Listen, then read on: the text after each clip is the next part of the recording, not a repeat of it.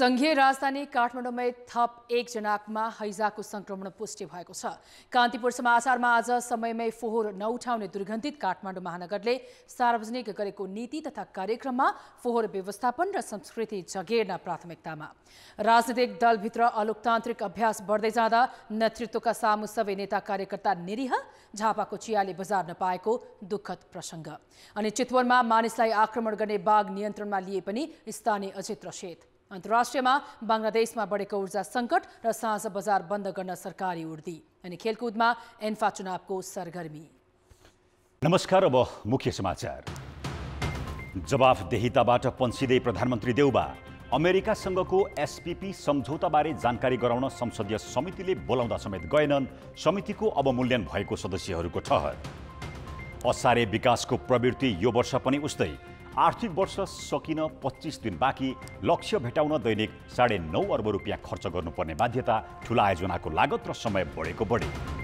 निजी विद्यालयले निःशुल्क उपलब्ध गराउनुपर्ने छात्रवृत्तिमा नेता र पहुँचवालाकै रजगज। स्थानीय तहले नियमन नगर्दा लक्षित विद्यार्थी छात्रवृत्तिबाट वञ्चित। सेनामा अल्पकालीन भर्ना सम्बन्धी नयाँ योजना फिर्ता नहुने भारत सरकारको प्रश्नोक्ति। विरोधमा उत्तर प्रदेश, बिहार र तेलङ्गाना राज्यमा हिंसात्मक प्रदर्शन। र अखिल नेपाल फुटबल सङ्घ एन्फाको नयाँ नेतृत्वका लागि भोलि निर्वाचन। अध्यक्षका लागि कर्मा छिरिङ, पङ्कज र राज्यबीच प्रतिस्पर्धा। फुटबलको साख जोगाउने भावी नेतृत्वलाई चुनौती। अमेरिकासँगको सैन्य साझेदारी सम्बन्धी कार्यक्रम एसपीपीलाई अस्वीकार गर्नुपर्ने माग भइरहँदा प्रधानमन्त्री शेरबहादुर देउबामाथि भने संसद र समितिलाई छल्न खोजेको आरोप लागेको छ। आज बोलाएको बैठकमा प्रधानमन्त्री देउबा नगएपछि प्रतिनिधि सभाको अन्तर्राष्ट्रिय सम्बन्ध समितिले त नआउनु अनुचित भएको ठहर्ने गर्यो। संसदमा बजेटमाथि मन्त्रालयगत जवाफ दिन समेत देउबा नगएकोमा सांसदहरूले आलोचना गरेका थिए। प्रधानमन्त्री देउबा जवाफ दिनबाट भागेकै हुन् त? अहिले विवाद र बहसको विषय बनेको एसपीपीमा सामेल नहुने भनेर सरकारले अमेरिकालाई पत्र नै पठाउनु पर्ने माग भइरहेको छ। संसदको अन्तर्राष्ट्रिय समितिले त्यसबारे अहिलेसम्म भएका सबै कागजात पनि मागेको छ। समितिले बोलाउँदा देउबा नगएपछि त संसदहरूले भागेको भनेर आलोचना मात्रै गरेनन्, प्रधानमन्त्री नआउनु अनुचित भन्दै निर्णय नै गर्यो। हिजो मात्रै पनि उहाँले हामीलाई चाहिँ खबर गर्न सक्नुहुन्थ्यो। आजको बैठक चाहिँ आजै 8 बजे चाहिँ सूचना गर्नु भनेको यो वास्तवमा चाहिँ अत्यन्त यसलाई चाहिँ कम मूल्याङ्कन गरेर यसलाई चाहिँ अपमान गर्ने खोजियो। जति बेला संसदमा पनि उहाँले बोल्नुपर्ने हुन्छ, गृहमन्त्रीजीलाई सार्नुभयो, त्यस पछाडि यहाँ पनि अब यो खालको फेस गर्न किन चाहनु भएको छैन? दालमा कुचका लाए भन्ने कुरा त यसले देखाउँदैन र। तर काङ्ग्रेसका सांसदले भने त्यसको प्रतिवाद गरे।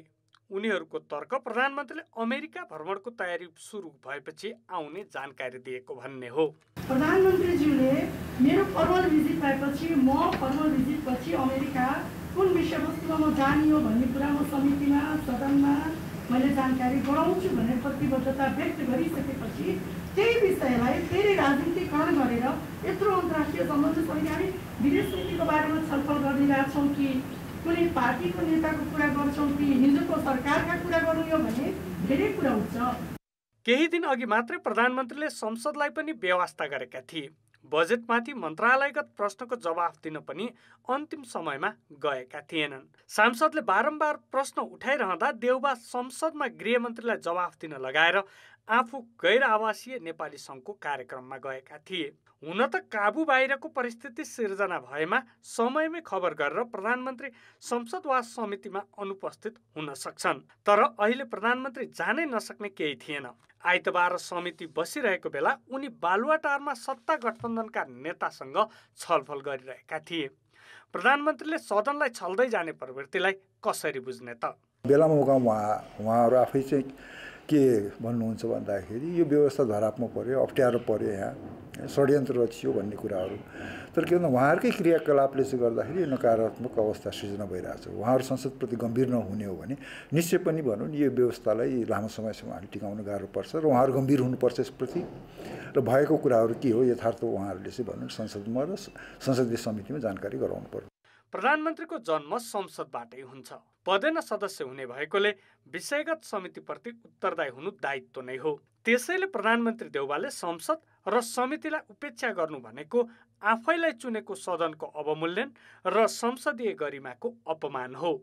कान्तिपुर समाचारका लागि क्यामेरामा पशुपति बुढाथोकी र गोविन्द खत्रीका साथ दीपक आचार्य, काठमाडौँ। देशव्यापी संगठन भएको र मुलुकभर नेता, कार्यकर्ता र शुभचिन्तक रहेका राजनैतिक दलहरूभित्र पछिल्लो समय नेतृत्व मात्रै हाबी हुने गरेको छ। समसामयिक विषयमा पार्टीभित्र पर्याप्त छलफल र बहस हुनै छाडेको छ, जसका कारण नेतृत्वले सार्वजनिक फोरमहरूमा दिने अभिव्यक्तिबाटै अन्य नेता कार्यकर्ताले पार्टीगत धारणा बनाउने गरेका छन्, जुन नितान्त अलोकतान्त्रिक अभ्यास हो। स्थानीय तह निर्वाचन सकिएको महिना दिनभन्दा बढी भयो, तर अहिलेसम्म कुनै पनि राजनीतिक पार्टीको माथिल्लो समितिमा घनीभूत समीक्षा भएकै छैन। सार्वजनिक फोरममा शीर्ष नेताले दिने अभिव्यक्तिबाटै धेरै नेता कार्यकर्ताले पार्टीको धारणा बनाइरहेका छन्। लोकतन्त्रको वकालत गर्ने दलभित्र देखिएको यो अलोकतान्त्रिक चरित्रले उनीहरूको कार्यशैलीलाई गिज्याइरहेको छ। हाम्रो पार्टीको निर्णयहरू, पार्टीले गरेका छलफलहरूमा आधारित धेरै कुराहरू निर्णय गरिन्छ। त्यसले गर्दाखेरि पार्टीलाई चाहिँ नि हामीले त्यतिकै महत्त्व दिइकन पार्टीभित्र छलफल गराउनुपर्छ। अहिले अलिकति पहिलेको भन्दा चाहिँ अलिक कम हुन थालेको छ छलफल, त्यो कुरा सही हो। सामूहिकताको केन्द्रीकृत अभिव्यक्ति भनेर यसलाई सैद्धान्तिकरण गरिएको छ। हो, यसलाई हुबहु अभ्यास गर्न हाम्रो आन्दोलनभित्र केही समस्याहरू अझै छन्, किनभने हामी यो परिवेशबाट प्रभावित छौँ नि। विचार, कार्यक्रम, कार्यदिशा फरक भए पनि विविध स्वरूपका दलहरूको चरित्र, उनीहरूको व्यवहार एकै देखिन्छ। पर्याप्त रूपमा पार्टीभित्र विभिन्न कोणबाट छलफल हुनुपर्ने हो। एकअर्कामा आरोप प्रत्यारोपमा उत्रनु बाहेक दलभित्र आन्तरिक छलफल, विचार गोष्ठी, प्रशिक्षण हुनै छाडेको छ। पार्टीमा हुने गरेका केही कार्यक्रमहरूमा पनि नेतृत्वको एकहोरो कुरा मात्र सुनाइन्छ। देशभरका नेता, कार्यकर्ता र प्रतिनिधिको धारणा सुन्ने संस्कार हराइसकेको छ। यसरी पार्टी संरचनालाई भुलेर नेतृत्वमुखी शैली अपनाउनु दलीय व्यवस्थाको लागि दुःखद हो। सहमतिको राजनीतिमा विभिन्न पार्टीका शीर्षस्थ नेतृत्वहरूले मात्रै चाहिँ भूमिका खेले। यसले गर्दाखेरि निर्णय प्रक्रियाहरूमा समग्र पार्टी सञ्चालन हुन सकेन। त्यसको परिणाम चाहिँ के देखियो भनेदेखि पार्टी लोकतान्त्रिकरण नहुँदाखेरि देश लोकतान्त्रिकरणहरू हुन सक्दैन। पार्टीहरूमा कार्यकर्ताहरू पछुवा हुन्छन् र नेताहरू मालिकमा फेरिन्छन्। त्यसको परिणाममा चाहिँ कुनै सम्बन्धित पार्टीले मात्रै नभइकन नेपाली समाजहरू, देशैले पनि बेहोर्नुपर्ने हुन्छ। नेताले लिने निर्णय प्रधान बन्नु र सिङ्गो पार्टी संरचना चलायमान नहुनुलाई वर्तमान व्यवस्थाको सुदृढीकरणको अल्झनको रूपमा धेरैले बुझेका छन्। त्यसैले दलहरूले सार्वजनिक खपतका विषयमा मात्र नरमाएर आन्तरिक छलफल, बहस र निर्णयमा गम्भीर बन्न जरुरी छ। कान्तिपुर समाचारका लागि नेपालगञ्ज सहकर्मी सविता जीसीको सहयोगमा क्यामेरामा सुरज खड्काको साथमा अवतार राई, काठमाडौँ। अब जनताको आवाज आज हामीले 7 प्रदेशमा सोधेका छौं। राजनीतिक दलभित्रको आन्तरिक लोकतन्त्र किन कमजोर भएको होला? जनताको आवाज। कार्यकर्ता, नेता जता खान पाओ पैसाको पछाडि हिँड्छन्। पार्टीभित्रको कलहकै कारण। सिद्धान्त, विचार, आदर्श भन्दा पनि व्यक्तिगत स्वार्थको लागि यो सबै कुराहरू बिर्सेको जस्तो देखिन्छ। नयाँ पिँढीहरू आए भनेदेखि हाम्रो राजनीति चाहिँ असफल हुन्छ अथवा फेलै हुन्छ। हामीभन्दा भिन्न टाइपको यिनीहरू अगाडि बढ्नलाई चाहिँ यिनीहरूको एउटा उत्साह हुन्छ भन्ने ठानेर एउटै मात्रै व्यक्ति हावी भएको कारणले नेपालको राजनीतिक पार्टीहरूमा लोकतन्त्र भन्ने पटक देखिन्छ। पैसा र चलखेल र आफ्नो आफन्तको नाताखोताको धेरै जस्तो चासो लिने र अनि पद हासिल गर्ने, व्यक्तिगत मान्छे बनाउने, व्यक्तिगत जिल्लाहरूमा आफ्नो नेताहरू, कार्यकर्ताहरू बनाउने, त्यसैले नीतिहरूलाई राम्रोसँग कार्यान्वयनमा ल्याउन नसक्दाखेरि आफन्तका व्यक्तिहरूलाई चाहिँ बोकेर विभिन्न तह तब्कामा अगाडि बढाउने जुन परिपाटी पछिल्लो समयमा आयो, त्यसका कारणले तलका कार्यकर्ताहरूले अब केही कुराहरू राख्दाखेरि सुनवाई नहुनु, एकले अर्काको चाहिँ कुनै पनि एउटा अस्तित्वलाई चाहिँ स्वीकार नगर्ने, इगो फिल गर्नुकै कारण चाहिँ गुट उपगुटको कारणले राजनीतिक दलहरू भित्रका व्यक्तिहरू अझ नैतिक चरित्रबाट तल झरेर जनताले चाहेका कुराहरूको व्यवस्था गर्दै अगाडि बढेको हुनाले लोकतन्त्र असाध्यै धरापमा छ।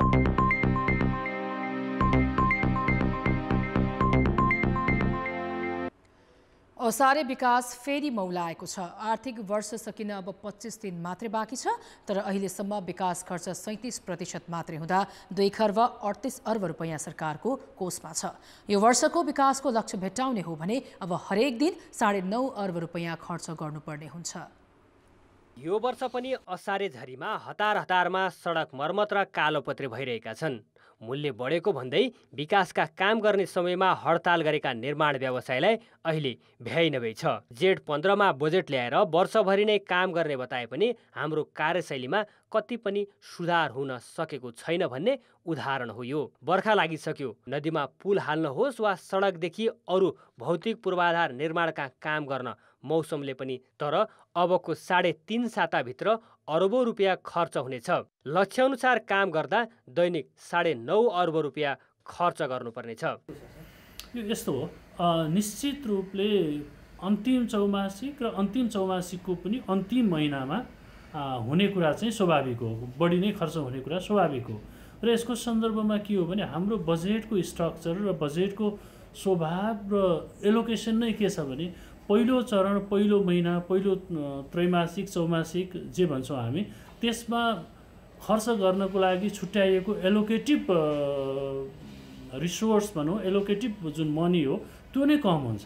अहिलेसम्म विकास मन्त्रालयको प्रगति निराशाजनक छ। पुँजीगत खर्चका लागि छुट्याएको मध्ये 63% रकम बाँकी छ। राष्ट्रिय गौरवका आयोजनामा विनियोजन गरिएको 62 अर्ब रुपियाँ मध्ये अहिलेसम्म 33 अर्ब रुपियाँ मात्रै खर्च हुनु भनेको विकासको निकै सुस्त परिणाम हो। डिपिआरै तयार नभइकन काम थाल्ने, अनि त्यसले दुईटा कुरा के हुन्छ भने काममा अलमल हुन्छ, टाइमली काम हुँदैन। अनि अर्को कुरा के हुन्छ भने त्यसलाई रिडिजाइन गर्नुपर्ने हुनसक्छ, जसले गर्दा कस्ट बढी लाग्छ। बजेट अनुशासन नहुँदा वर्षेनी असारे विकास मौलाएको बहाना देखाउने, राजनीतिक दबाब दिने अनि आर्थिक वर्षको अन्तिममा हतपतको काम गरेरै कागज मिलाएर रकम निकासा गर्ने प्रवृत्तिले असारे विकासलाई मलजल पुर्याएको हो।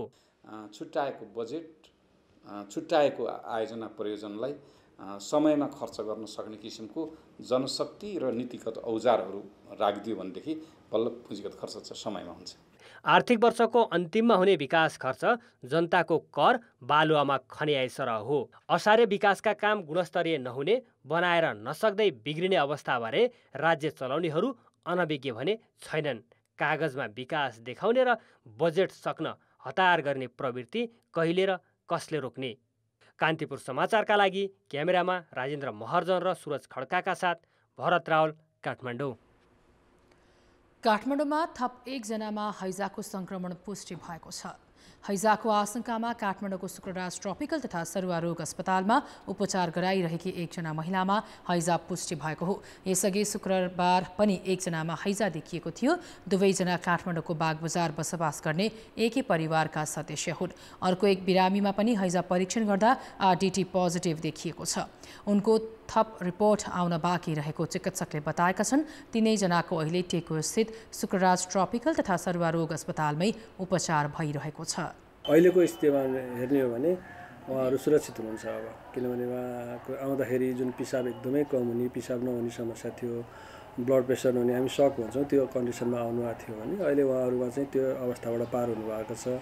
उहाँहरूको होस राम्रो छ, खाना खान सक्नुहुन्छ सबै, अनि पिसाब राम्रोसँग भइरहेको छ। त्यो उहाँ उल्लेख्य सुधार भएको छ। काठमाडौँको शुक्रराज अस्पतालमै दैनिक आकस्मिक र बहिरङ्ग गरी 10 जनासम्म झाडा पखालाको समस्या लिएर आउने गरेका छन्। यसैगरी पाटन अस्पतालमा झाडा पखालाको समस्या लिएर 20 जनासम्म पुग्छन्। नेपालगञ्जको भेरी अस्पतालमा झाडा पखालाको दैनिक 15 जनासम्म बिरामी पुग्ने गरेका छन् भने विराटनगरको कोशी अस्पतालमा झाडा पखालाको समस्या लिएर दैनिक 20 जना पुग्ने गरेका छन्। काठमाडौँ लगायत देशैभरका अस्पतालमा पछिल्लो समय झाडा पखालाका बिरामीको सङ्ख्या बढ्दै गएको छ। गर्मी बढेसँगै र खानपानमा ध्यान नदिँदा झाडा पखालाको समस्या बढेको चिकित्सक बताउँछन्। जोखिम अझै पनि कायम रहेकाले खानपान र सरसफाइमा ध्यान दिन उनीहरूले सुझाएका छन्। निजी विद्यालयले कुल विद्यार्थीको 15% विद्यार्थीलाई निशुल्क रूपमा शिक्षा प्रदान गर्नुपर्ने कानुनी व्यवस्था छ। तर अधिकांश निजी विद्यालयले गरिब, विपन्न लगायत लक्षित वर्गका विद्यार्थीलाई छुट्याइएको अनिवार्य दिनुपर्ने छात्रवृत्ति नै उपलब्ध गराएका छैनन्। नियमनकारी निकाय स्थानीय तहले तदारुकता नदेखाउँदा निजी विद्यालयले उपलब्ध गराएको छात्रवृत्तिमा नेता र पहुँचवालाकै बच्चाहरूको हालिमुहाली छ। काठमाडौँ महानगरपालिकाभित्र 505 वटा निजी विद्यालय सञ्चालनमा छन्। उनीहरूले कुल विद्यार्थीको 15% गरिब, विपन्न, अपाङ्ग, दलित, जनजातिका लक्षित वर्गलाई निशुल्क छात्रवृत्ति उपलब्ध गराउनुपर्ने कानुनी व्यवस्था छ।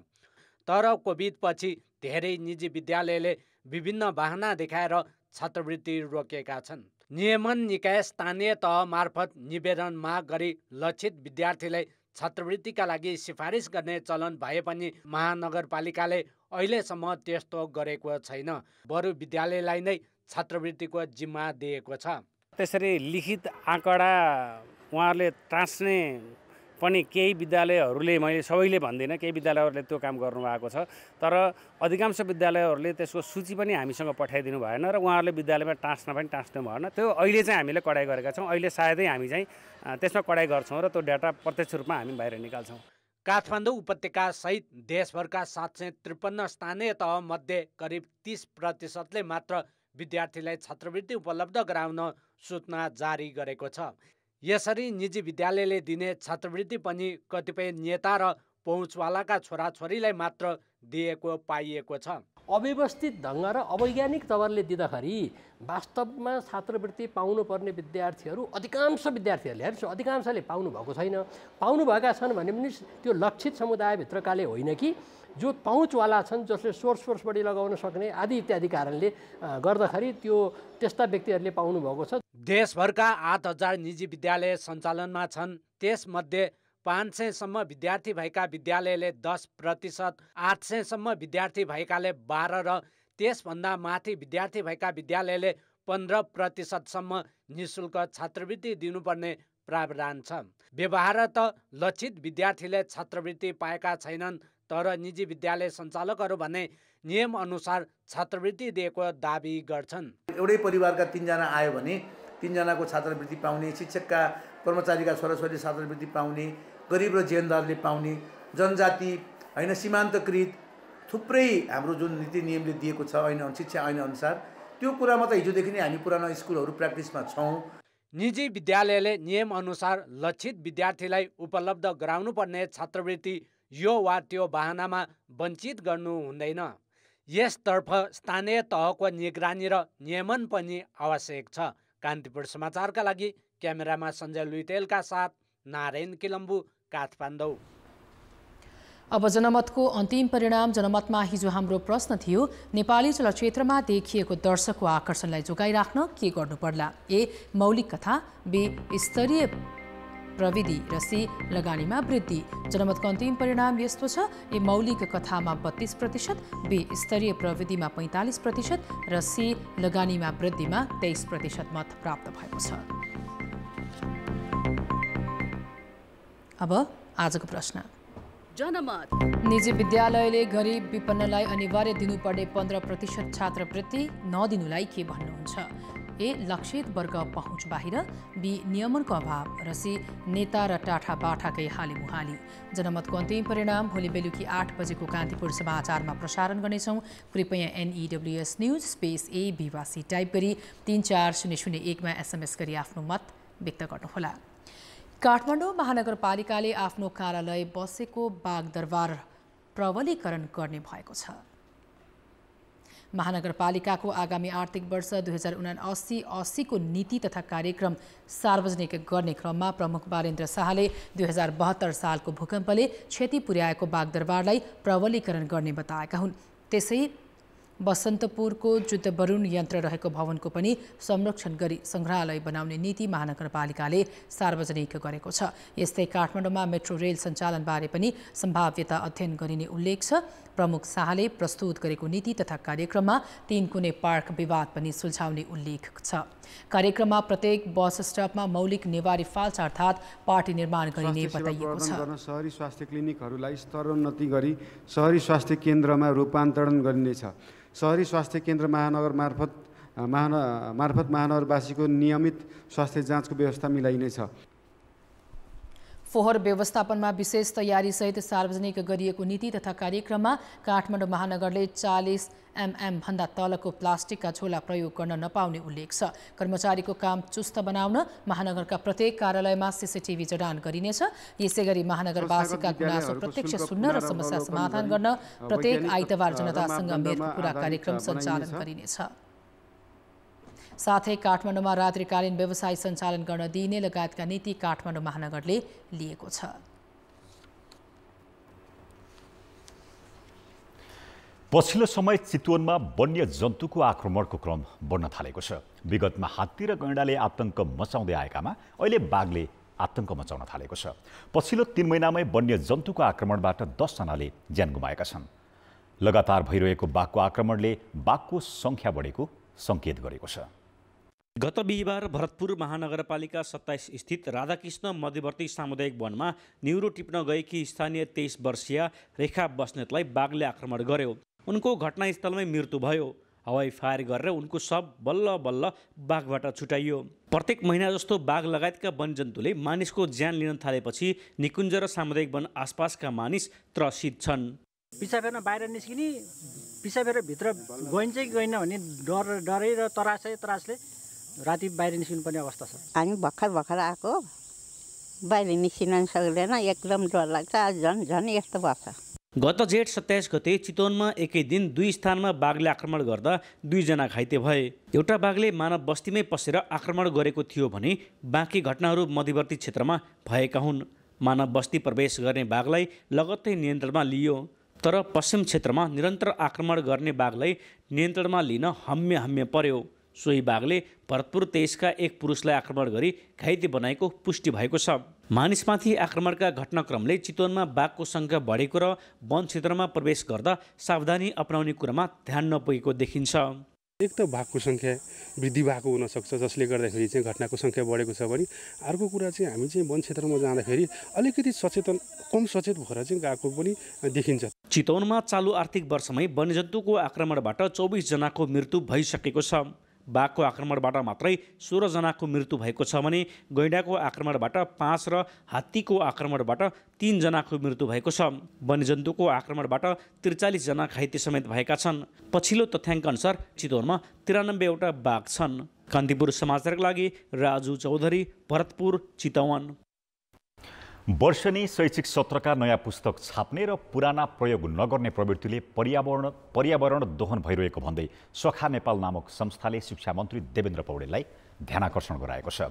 पर्यावरण संरक्षण सम्बन्धी कार्य गर्दै आएको सखा नेपालले हरेक वर्ष पाठ्यपुस्तकमा सानोतिनो हेरफेर गर्ने अनि सम्पूर्ण किताब फाल्नुपर्ने अवस्था गलत भएको भनेको छ। नयाँ किताब छापिँदा धेरै रुख काटिने गरेको अनि पुराना किताब पाठ्यक्रमबाट फेरिएपछि विद्यार्थीहरूले पुनः प्रयोग गर्न नपाउने अवस्था अन्त्य गर्नुपर्ने सुझाव दिएको छ। स्कलरसिपहरू छात्रवृत्तिमा बच्चाहरूलाई अरू संस्था मार्फत पढाउँछौँ अनि हामीले माइती घरमा पनि प्रोटेस्ट गरेको थियौँ। त्यस्तो हामी सञ्चालनहरू गर्छौँ अनि आज हामीलाई चाहिँ यो हजुरको लागि चिठी पढाएर हामीले अलिकति बुझाउन खोज्न लागेको हामीलाई। सन् 2021 को जनगणना अनुसार नेपालमा 72,41,000 विद्यार्थी छन्। प्रत्येक विद्यार्थीले 7वटा विषयको मात्र किताब किन्दा पनि वर्षमा 5,69,00,000 पुराना पुस्तक खेर गइरहेको हुन्छ। एउटा रुखले जम्मा 33वटा किताब बन्ने गरेको छ। वर्षेनी 5,69,00,000 पुस्तक छाप्न 15,36,000 वटा रुख काट्नुपर्ने अध्ययनले देखाएको छ। यसअघि पनि सखा नेपालले बारा र पर्साका हावाहुरीबाट प्रभावित बालबालिकाका लागि 51,000 रुपियाँ सहयोग गरेको थियो। उनीहरूले त्यस रकम प्रदेश 2 का मुख्यमन्त्री लालबाबु राउतलाई हस्तान्तरण गरेका थिए। सहयोग रकम काठमाडौँका कोभिड भूषण पाठक र बाँडी भूषण पाठकले पियानो बजाएर जुटाएका थिए। अर्थ र विकास आयोजना समयमै सम्पन्न नहुनु मुलुकका लागि एक किसिमको रोग जस्तै भएको छ। ठूला राष्ट्रिय राजमार्ग र पूर्वाधार छिटो सम्पन्न गर्न छाडेर भौतिक पूर्वाधार तथा यातायात मन्त्रालय समयावधि बढाउने गृह कार्यमा लागेको छ। आयोजनाका प्रमुखलाई जिम्मेवार बनाउन नसक्दा एउटै आयोजना सक्न पनि वर्षौं लाग्ने गरेको छ। पूर्वी 5 स्तरको चियाभन्ज्याङदेखि पश्चिम बैतडीको झुलाघाटसम्म दोहोरो लेनको सडक बनाउने र पहाडका बस्तीमा यातायातको सहज पहुँच विस्तार गर्ने सोचसहित पुष्पलाल मध्य पहाडी लोकमार्ग निर्माणको काम अघि बढाइएको हो। तर 14 वर्षमा अझै 30% काम गर्न बाँकी छ। आगामी आर्थिक वर्षमा सक्नुपर्ने यो आयोजना अझै कति समय लाग्छ भन्ने यकिन छैन। बुढी गण्डकीको जलाशय भित्र पर्ने करिब 30-35 किलोमिटर सडक चाहिँ अहिले बनायौँ भने अब 2-4 वर्षमा फेरि डुबान हुन्छ। अब त्यसको लागि के गर्ने भनेर निर्क्युल गर्नलाई चाहिँ हामीलाई कठिन भएको अवस्था हो। झापाको केचनादेखि कञ्चनपुरको दोधारा चाँदरीसम्म जोडिने हुलाकी राजमार्गको काम पनि 13 वर्षमा 73% मात्र सकिएको छ। 1792 किलोमिटर मध्ये 900 किलोमिटरमा मात्र कालोपत्रे भएको छ। यस्तै राजमार्गमा पर्ने खोला तथा नदीमा बनाउनु पर्ने 200 पुल मध्ये अहिलेसम्म 125 पुल मात्र बनेका छन्। आयोजनाको धेरै काम बाँकी रहेकाले म्याद थप गर्न लागि हो। हुलाकी राजमार्गमा हाम्रो रोडको काम त लगभग 2 देखि 3 वर्षमा हुन्छ। 200 किलोमिटर बाहेक जुन मैले यहाँलाई भने नि, अनुरोध गरेँ नि, चितवन राष्ट्रिय निकुञ्ज, नेवलपुरको मध्यवर्ती तटीय क्षेत्र, बाँके बर्दिया राष्ट्रिय निकुञ्जहरूको क्षेत्र बाहेक अनि नारायणीको पुल बाहेक यो काम हाम्रो पिचको काम 2 वर्षमा सक्छ लगभग। त्यसपछि हाम्रो रह्यो पुलहरूको काम। पुलहरूको काम सक्नलाई 3 देखि 4 वर्ष लाग्छ। भनेको अहिले 79 छ, हाम्रो 82-83 मा हाम्रो सकिन्छ। मध्य पहाडी र हुलाकी मात्र होइन, मदन भण्डारी राजमार्ग आयोजनाको कार्यालयले पनि 2081 सालभित्र काम नसकिने भन्दै समय बढाउन पहल थालेको छ। झापाको शान्तिनगरदेखि डडेलधुराको रूपालसम्म जोडिने आयोजनाको काम 4 वर्षमा जम्मा 35% मात्रै भएको छ। 740 किलोमिटर मध्ये 250 किलोमिटरमा मात्र कालोपत्रे भएको छ। 185 पुल मध्ये 77 वटा मात्र बनेका छन्। विज्ञहरूले भने यसलाई आयोजना प्रमुखलाई जिम्मेवार बनाउन नसक्दाको परिणाम भएको टिप्पणी गरेका छन्। सुधार गर्न चाहना हुनुपर्छ हैन, म सुधार गर्नुपर्छ। मैले नबुझेसम्म केही गलत हुनसक्छ, तर होल सिस्टमले चाहिँ मतलब गलत गरिरहेछ, होल सिस्टमले बुझिरहेको छैन भन्ने कुरा अख्तियारले 1794 आयोजनाहरू रुग्ण आयोजना भनेर चाहिँ एउटा अध्ययन गरेर निकालेको छ। त्यो निकालेपछि उसले केही यस्तो गर्नुपर्छ भन्ने सुझावहरू दिएको छ। त्यही सुझावहरू कार्यान्वयन भएको छैन भन्नुको अर्थ हामीले के भने हाम्रो राजनीतिक क्षमता ज्यादै तल आयो, त्यसको कुनै स्वार्थको वरिपरि घुम्यो। त्यो स्वार्थ वरिपरि घुमेको चिजलाई लिएर हाम्रो माथिल्ला कर्मचारी है फेरि हैन, माथिल्ला कर्मचारी प्रशासनहरू पनि आफ्नो स्वार्थ चाहिँ दुनो सोझ्याउनेतिर लाग्नुभयो। यसको प्रष्ट कुरा त्यही हो। विश्वका धेरै मुलुकमा ठूला आयोजना समयमा सम्पन्न भएका धेरै उदाहरण छन्, तर हामी कहाँ भने समयमै सम्पन्न नहुने पुरानै रोग हो। यसले आयोजनाको लागत मात्र बढाएको छैन, विकासको गतिलाई पर धकेलेको छ। कान्तिपुर समाचारका लागि जिल्ला संवाददाताहरूको सहयोगमा क्यामेरामा विनोद कोजुका साथ सुमन पन्थ, काठमाडौँ। रुस युक्रेन युद्धको बाछिटा नेपालको चिया क्षेत्रमा समेत देखा परेको छ। चियाको अत्यधिक खपत हुने रुसमा भारतबाट निर्यात हुन छाडेपछि मूल्य घटेको छ। लागत नै नउठ्ने भएपछि नेपालबाट पनि सीटीसी चिया भारत जान सकेको छैन। प्राय सबै कारखानामा औसत 1 लाख केजी तयारी चिया गोदाममै थन्किएको छ।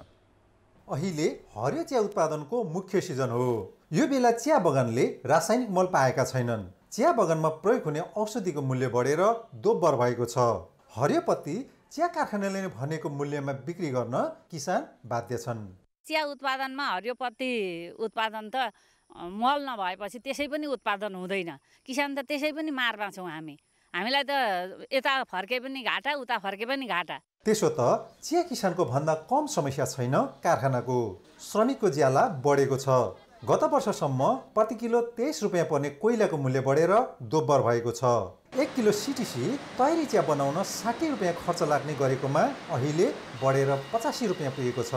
लागत नै नउठ्ने भएपछि कारखानाको गोदाममै चिया थन्किएको हो। श्रमिकहरूको मूल्य बढेको छ।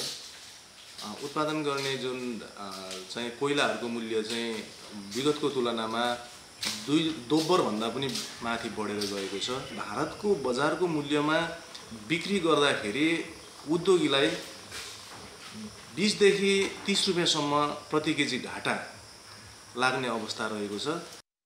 नेपालमा उत्पादित 40% चिया स्वदेशमा खपत हुन्छ भने 60% निर्यात हुन्छ। वार्षिक 4 अरब रुपैयाँ सिटिसी चियाले भित्र्याउँछ। तर सरकारले चिया क्षेत्रलाई व्यवस्था गरेको आरोप उद्यमीको छ। एक्सपोर्ट हाम्रो कम भयो, इम्पोर्ट हाम्रो बेसी भयो, ट्रेड डेफिसिट धेरै भयो भनेर भन्छौँ। तर आज कृषिमा तपाईँको हामी आफू सस्टेनेबल भएर एक्सपोर्ट गर्न सक्ने क्षमता छ भने यो उद्योगलाई नेपाल सरकारले पोजिटिभली हेर्नुपर्छ र यसको संरक्षणलाई के गर्नुपर्छ। तुरुन्त नगर्ने भने यो चिया तपाईँको एकादेशको कहानी बन्नेवाला छ। उत्पादनको मुख्य सिजनमा लाखौं किलो तयारी चिया गोदाममै थन्किएको छ। निर्यात प्रबन्धन गर्ने स्पष्ट नीतिको अभावमा चिया क्षेत्र झनै सङ्कटमा परेको छ। कान्तिपुर समाचारका लागि गणेशमान मुखिया, झापा। खेलकुद समाचार। नमस्कार, कान्तिपुर खेलकुद समाचारमा स्वागत छ। अखिल नेपाल फुटबल सङ्घ एन्फाको चुनावी साधारण सभा भोलि हुँदैछ। उम्मेद्वारहरू अन्तिम कसरतमा छन्। अघिल्लो पटकका सहयात्री कर्मा छिरिङ शेर्पा र पङ्कज विक्रम नेमुवाङ यसपटक अध्यक्षको प्रतिस्पर्धामा छन्। एन्फाका education and marketing head Rajiv Poudyal अर्का प्रत्याशी हुन्। अहिलेको सर्वाधिक चासोको विषय राष्ट्रिय पुरुष फुटबल टिमका मुख्य प्रशिक्षक अब्दुल्ला अल्मुताइरी र खेलाडी विवाद कसरी टुङ्गो लाग्छ त्यो नयाँ नेतृत्वको पहिलो काम हुनेछ। निर्वाचनले आगामी 4 वर्षका लागि एन्फाको नेतृत्व चयन गर्नेछ। वर्तमान अध्यक्ष कर्मा छिरिङ र वरिष्ठ उपाध्यक्ष पङ्कजले अघिल्लो पटक एउटै प्यानलबाट निर्वाचनमा भाग लिएका थिए। तर यो 4 वर्षमा उनीहरू बीच राम्रोसँग बोलचाल पनि छैन। साथीबाट चरम प्रतिस्पर्धीमा रूपान्तरण भएका यी दुईको लडाईँ फुटबल विकास भन्दा पनि व्यक्तिगत इगोमा पुगेको छ भने राजीवको उम्मेदवारी वर्तमान नेतृत्वप्रतिको असन्तुष्टि हो। उहाँहरूको चाहिँ एजेन्डा नै त्यही हो, गाली गरेर उनीहरूको विकासको कुराहरू छैन, फुटबलको डेभलपमेन्टको एजेन्डाहरू छैन, युथको प्रोग्रामहरू छैन। त्यसले गर्दाखेरि गाली गर्ने होच्याउने बाहेक चाहिँ मैले देखिरहेको छैन। त्यसले गर्दाखेरि मलाई चाहिँ हामी चाहिँ फुटबलको लागि चाहिँ काम गर्ने हो। विभिन्न उमेर समूहको चाहिँ लिगहरू सञ्चालन गर्ने, ग्रासरुटले अझै व्यवस्थित र चुस्त दुरुस्त बनाउने र स्थायी रूपमा चाहिँ यो फुटबलको प्रशिक्षण र प्रतियोगितालाई चाहिँ सबै उमेर समूहको चाहिँ एउटा पिरामिड चाहिँ स्थायी रूपमा पिरामिड डेभलप गर्ने भनेर हामी लागिरहेछौँ। तत्कालको लागि अब खेलाडी र प्रशिक्षकको जुन चाहिँ बिग्रेको सम्बन्ध छ होइन, प्रतिवेदन आइरहेछ होइन, त्यो प्रतिवेदनलाई हामी कार्यान्वयन गर्छौँ होइन। अनि त्यस पछाडि अब जिल्ला र एन्फाको, क्लब र एन्फाको, खेलाडी र एन्फाको, प्रशिक्षक र एन्फाको, रेफ्री र एन्फाको जुन सम्बन्ध छ त्यसलाई अझ मजबुत बनाउने काम गर्छौँ। खेलाडीको विवाददेखि कोचेसको विवाददेखि लिएर जे हुन्छ त्यो सबै चाहिँ त्यहाँभित्र हुनुपर्छ। हामीले पहिला पनि के देख्यौँ भनेदेखि जुन जुन चाहिँ नि विवादहरू भए ती हामीले एन्फाभन्दा बाहिर लग्यौँ। त्यस कारणले गर्दाखेरि असक्षम भयो एन्फाको होल टिमै असक्षम भयो र त्यसले चाहिँ नि हामीलाई अनिर्णयको बन्दी बनायो। त्यस कारणले गर्दाखेरि यो इस्यु मैले मेजर रूपमा चाहिँ नि उठाइरहेको हो। तर यो चिजमा चाहिँ नि साथीहरूले त्यति कन्सन्ट्रेट गर्नु भएको छैन। कर्मा छिरिङको प्यानलबाट वरिष्ठ उपाध्यक्षमा शिक्षित पराजुली र पङ्कजका तर्फबाट वीरबहादुर खड्काले उम्मेदवारी दिएका छन्। उपाध्यक्षमा 8 जना प्रतिस्पर्धामा छन्। साधारण सभाले 1 अध्यक्ष, 1 वरिष्ठ उपाध्यक्ष, 4 उपाध्यक्ष सहित 21 सदस्यीय कार्य समिति चयन गर्नेछ। निर्वाचनमा कुल 84 जनाले मत खसाल्नेछन्। 48 मध्ये 43 जिल्लासँग मताधिकार छ।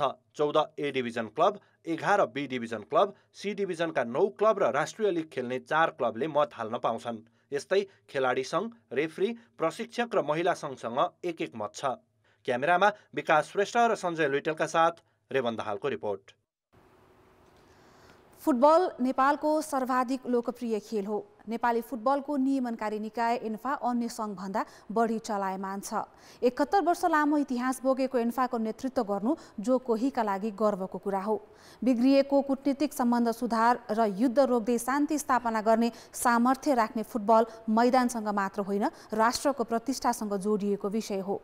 दर्शकको भावनासँग जोडिएको फुटबललाई सही बाटोमा डोर्याउनु एन्फा नेतृत्वको जिम्मेवारी हो। नेपालमा फुटबल खेल राणा शासनकालमा नै लोकप्रिय थियो। नारायण नरसिंह राणा र चन्द्रजङ थापालाई नेपाली फुटबलको विकासका पायोनियर मानिन्छ। फुटबलको नियमनकारी निकाय सन् 1951मा स्थापना भएको हो। 1954मा एएफसी र 1972मा फिफाको सदस्य बनेको एन्फाको नेतृत्व अधिकांश समय थापा परिवारको वरिपरि घुमिरह्यो। 2030 सालमा अखिल नेपाल फुटबल सङ्घ एन्फा नामकरण गरिँदा कमल थापा अध्यक्ष थिए। त्यसपछि उनका भाइ गणेश थापाले 2 दशक राज गरे। विकासभन्दा बढी विवादमा चर्चा कमाएको एन्फा 2056-57मा समान्तर सङ्घमा रूपान्तरण भयो। एउटा सङ्घको अध्यक्ष गणेश थापा र अर्कोको नेतृत्वमा गीता राणा। सो बेला वर्तमान अध्यक्ष कर्मा छिरिङ शेर्पा गीता राणा पक्षमा रहेका थिए। कर्माले गणेश थापालाई साथ दिएपछि राणा अध्यक्ष भएको फुटबल सङ्घको अस्तित्व समाप्त भएको थियो। भ्रष्टाचारको मुद्दामा थापा फिफाको प्रतिबन्धमा परेपछि ललित कृष्ण श्रेष्ठले कार्यवाहक अध्यक्षको जिम्मेवारी सम्हालेका थिए। उनको करेन्ट लागेर निधन भयो। त्यसपछि भएको निर्वाचनमा कर्मालाई पराजित गर्दै नरेन्द्र श्रेष्ठ नेतृत्वमा पुगे। चेन्ज एन्फाको नारा लिएर थापा विरुद्ध आन्दोलन गरेका कर्मा र पङ्कज अघिल्लो पटकको निर्वाचनमा अध्यक्ष र वरिष्ठ उपाध्यक्षमा निर्वाचित भएका थिए। कुनै समय फिफा वरियतामा 121औं स्थानसम्म पुगेको नेपाली फुटबल पछिल्लो समय खस्कदो छ। जो आए पनि राम्रो काम गर्ने उसले आओस्, राम्रो गरोस्। नेपालका मेसीदेखि महाकालीका फुटबल खेलाडी भयो, राष्ट्रिय खेलाडी भयो, हरेक खेलाडी सबलाई सहयोग गरोस्, राम्रो गरोस्। नेपालले पहिलोपटक 1982को दिल्ली एसियन गेम्स मार्फत अन्तर्राष्ट्रिय प्रतियोगितामा सहभागिता जनाएको थियो। महिला फुटबलले 80को दशकमै अन्तर्राष्ट्रिय खेल खेल्यो। नेतृत्वले व्यवस्था गर्दा 2010 पछि मात्र महिला फुटबल सक्रिय छ। त्यो बेलामा पनि फिफाबाट आएको पैसा चाहिँ 20% चाहिँ महिला फुटबलमा खर्चै गर्नुपर्छ भन्ने थियो, तर हामीलाई खर्च भएको थिएन। हामीले फाइट गरेका थियौँ त्यो बेलामा, हैन। अब अहिले पनि त्यो के भएको छ मलाई थाहा छैन, तर जुन कुरा एएफसीले चाहिँ म्यान्डेट बनाएको छ, फिफाले जुन रकम महिला फुटबलको लागि भनेर पठाएको छ एएफसीमा, र एएफसीले जुन रकम चाहिँ महिला फुटबलको लागि भनेर चाहिँ नेपाल एसोसिएसनलाई पठाउँछ, ती रकम चाहिँ त्यही खर्च गर्नुपर्ने हुन्छ कि। अहिलेसम्म नेपाली फुटबलले दक्षिण एसियाको घेरा तोड्न सकेको छैन। महिला र पुरुष दुवै टिमको उच्च सफलता साफ च्याम्पियनसिपमा उपविजेता हुनु हो। जो नेतृत्वमा आउनुहुन्छ उहाँले चाहिँ हामी आज खेलाडीको हिसाबले चाहिँ भन्दाखेरि चाहिँ आज खेलाडीको वृद्धि विकासको लागि, हैन, खेलाडीले खेल्ने मौकाहरू पाउनेदेखि इन्टरनेसनल टुर्नामेन्टहरूदेखि लिएर जिल्ला टुर्नामेन्टहरूदेखि लिएर, हैन, घरेलु टुर्नामेन्टदेखि लिएर बाहिरी टुर्नामेन्ट इन्टरनेसनल टुर्नामेन्टसम्म चाहिँ एउटा वृद्धि विकासको चाहिँ एउटा पहल बोकेर चाहिँ आउनुपर्छ। अब आउने नेतृत्व नेपाली फुटबल विकासको टर्निङ पोइन्ट बन्ला त। कान्तिपुर समाचारका लागि क्यामेरामा राजेन्द्र महर्जनका साथ किशन भण्डारी, काठमाडौँ। मदन भण्डारी स्पोर्ट्स एकाडेमीले विभिन्न 7 खेललाई समेटेर राष्ट्रव्यापी रूपमा उमेर समूहको प्रतियोगिता गर्ने भएको छ। खेलाडी उत्पादनको उद्देश्यसहित एकाडेमी राष्ट्रिय खेलकुद परिषद राखेपसँगको सहकार्यमा ग्रासरुटमा केन्द्रित भएको हो।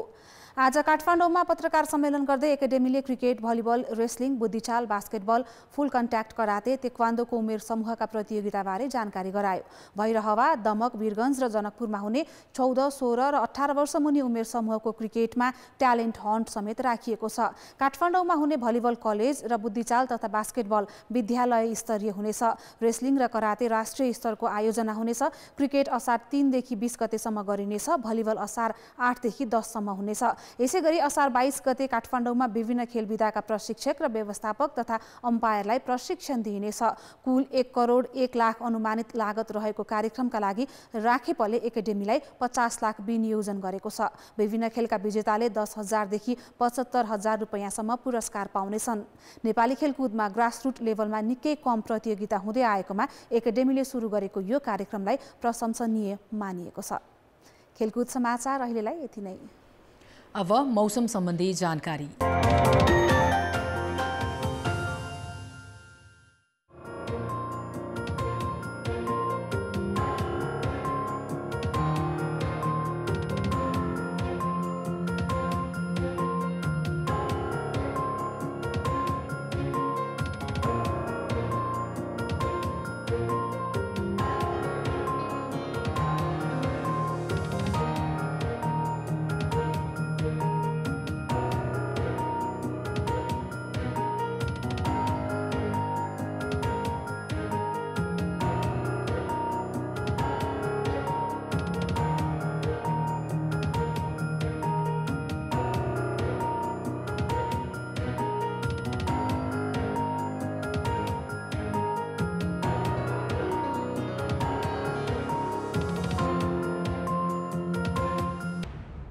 कान्तिपुर समाचार अहिलेलाई सकियो। कान्तिपुर टेलिभिजन हेर्दै गर्नुहोला। नमस्कार।